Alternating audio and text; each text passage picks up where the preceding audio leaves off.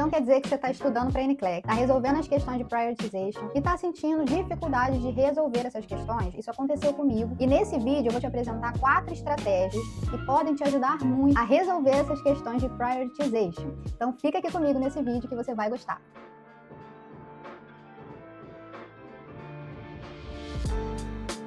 Olá pessoal, para você que não me conhece, eu me chamo Amanda Raposo. Sejam muito bem-vindos ao canal Jornada Nurse USA, porque aqui nós compartilhamos com vocês esse processo de se tornar enfermeiro e trabalhar nos Estados Unidos. Eu vivo esse processo aqui do Brasil e compartilho com vocês aí em tempo real as fases desse processo, para que você também fique ciente e caso isso seja um sonho para você também, você possa entender como que funciona. E aqui nós também compartilhamos sobre o estudo para a prova da NCLEX, que é algo que vai contribuir muito para os seus estudos aí em casa também. Então vamos lá. Bom, gente, para a gente começar esse vídeo, a gente vai entender um pouquinho o que seriam questões de prioritization. São questões onde a prova vai avaliar se você é um enfermeiro que sabe identificar qual paciente precisa da sua atenção primeiro. Todas as questões vão te apresentar pacientes que estão precisando de uma certa prioridade. Porém, você vai precisar avaliar, dentre todos eles, qual seria o paciente que, se você não for, ele pode agravar muito rapidamente. Então, a sua intervenção para aquele paciente precisa ser imediata. Então, é isso que nós vamos ver hoje aqui. Hoje eu vou te apresentar 4 estratégias para te facilitar para você resolver essas questões de prioritization. E a primeira delas é o ABC,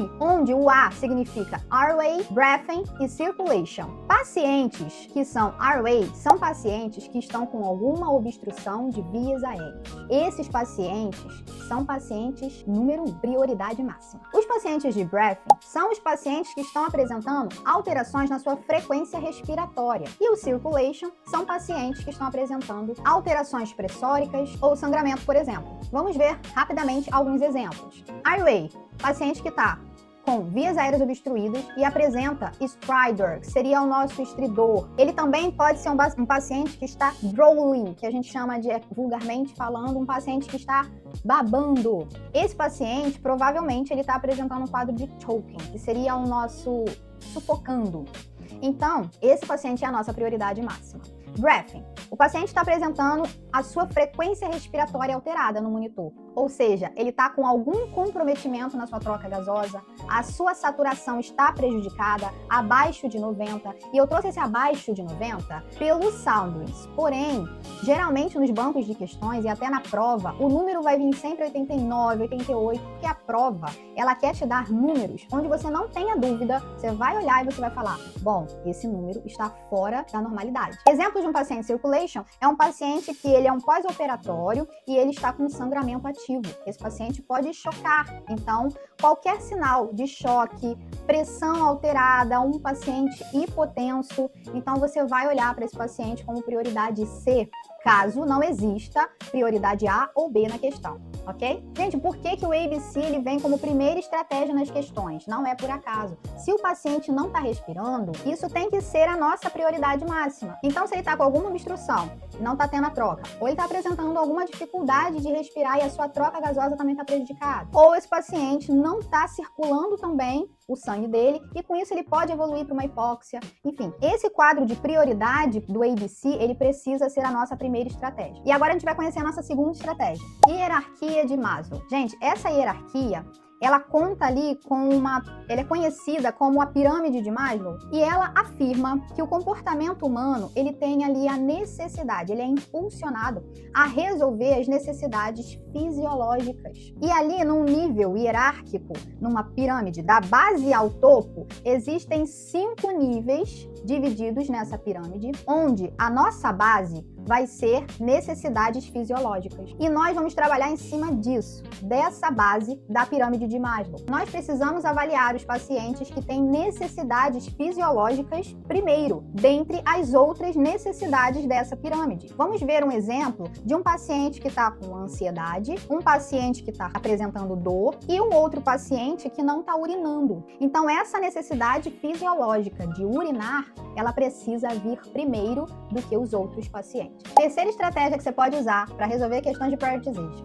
O que é esperado, expected, e o que não é esperado? Bom, nós vamos olhar para os pacientes que foram entregues pra gente. Esses pacientes, eles possuem condições, doenças pregressas que favorecem esses sinais e sintomas? Se não, então nós precisamos dar atenção a isso. Se sim, então isso já é esperado para aquele paciente. Por exemplo, um paciente pós-operado que relata uma dor de 6/10 na incisão cirúrgica. Isso é esperado. É esperado que o paciente sinta dor depois de um procedimento cirúrgico. Porém, agora nós temos um paciente que sudden. Gente, existem algumas palavras que, inclusive, eu queria te convidar lá no meu Instagram, eu fiz um conteúdo sobre as principais palavras que nós temos que ter atenção quando essas palavras aparecerem nas nossas questões. Voltando, esse paciente, ele apresenta sudden, ou seja, repentinamente, né? É repentino. Ele apresenta short of breath e chest pain. Seria a nossa dispneia e dor torácica. Isso não é esperado. Por quê? A questão não te deu mais nenhuma outra informação que te provasse que é esperado que aquele paciente tenha aqueles sinais. Então, esse paciente é uma prioridade para você. Quarta estratégia seria o agudo e o crônico. Quando você for usar essa estratégia de agudo e crônico, você já olhou, não tem nenhuma situação de ABC ou de necessidades fisiológicas. Aí agora você está tentando avaliar se o paciente, aqueles sinais é esperado ou não para aquele paciente. E aí você vai observar se aquele paciente, ele é crônico ou não. Porque os agudos, algo que está acontecendo pontualmente ali por causa da condição que o paciente está, isso potencialmente será uma priori, tá? É claro que nós precisamos nos atentar a cada informação que a questão está te dando. Não fique buscando mais coisas.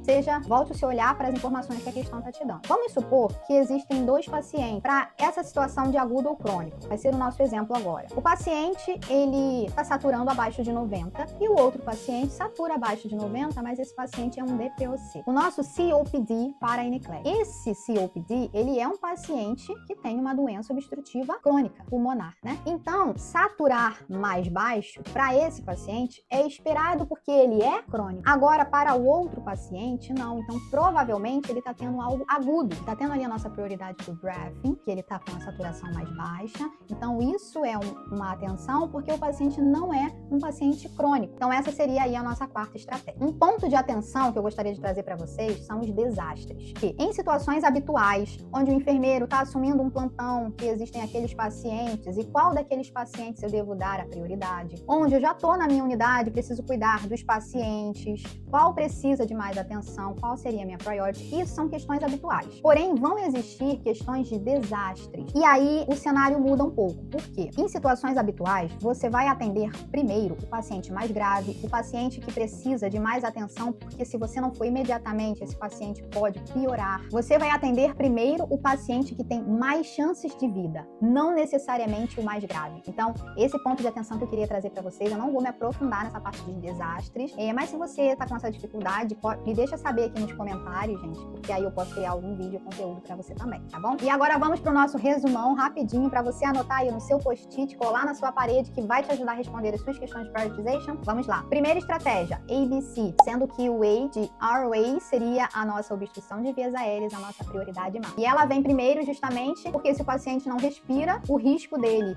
de parar e morrer é muito mais alto. Segunda estratégia, necessidades fisiológicas da hierarquia de Maslow. Então, eu vou avaliar as necessidades fisiológicas do meu paciente primeiro. Terceira, é esperado ou não é esperado esses sinais e sintomas que a questão está me dando para aquele paciente? Quarta, esse paciente já é crônico ou não? Porque se está acontecendo algo agora, novo, de repente, então isso precisa da minha atenção. Gente, e é isso. Eu espero que vocês tenham gostado, que de alguma maneira esse vídeo contribua para o estudo de vocês. E se isso acontecer, eu peço que você curta esse vídeo, encaminhe de repente para algum amigo que está estudando para NCLEX, ou algum amigo enfermeiro da enfermagem, porque a informação é sempre muito importante para a gente.